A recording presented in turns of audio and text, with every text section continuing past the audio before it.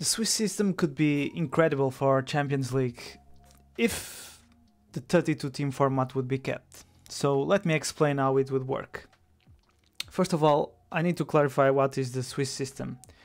It's a system widely used in chess and esports at this moment, where there are no draws. So that would mean that there would be no draws in the Champions League as well.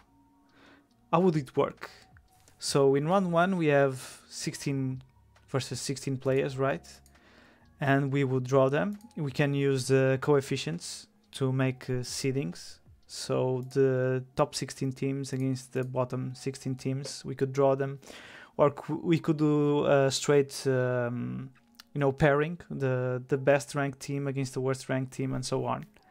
Or we could just make it even better and just do it completely random. And we would do 2-leg ties with the same rules we use today, away goals and so on. And then 16 teams would win this 2-leg tie, and 60 teams would lose this 2-leg tie. And then in round 2, those 16 winners would play against each other in another 2-leg tie. The 16 losers would play against each other. And then we would move on, doing this system. In the round 3, we have this type of pairing. We have 8 teams with 2 wins, 8 teams with 2 losses, 16 teams with 1 win, 1 loss. And we could keep on pairing them. Up this far, we already reached, at the end of round 3, we already have 6 games. And then we go to round 4, where we have the 7th and 8th game. And at the end of round 4, 2 teams would qualify to the last 16 of the competition. 2 teams would be eliminated. I don't really know what we should do, if we would send them to Europa League or just straight eliminate them. But I think UEFA could figure that out easily. But yeah, so this means that at this point to the 2 teams that have qualified and the two teams that have been knocked out of the Champions League, they would have made 8 games against 4 different teams, which is an improvement to what we have today, which is 6 games against 3 different teams.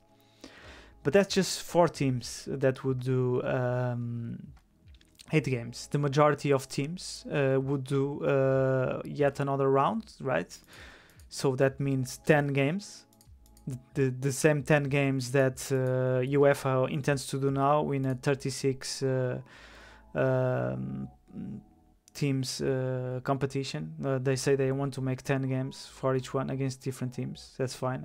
I have my doubts how it would work, and I'll explain why later. So we have 10 games here, and after these 10 games we would have 4 more teams qualified and 4 more teams knocked out. And we have this situation, which is we have 10 teams with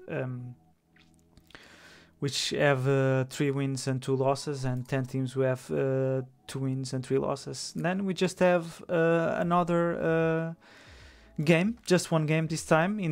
I would suggest it would take place in the home of the team with 3 wins.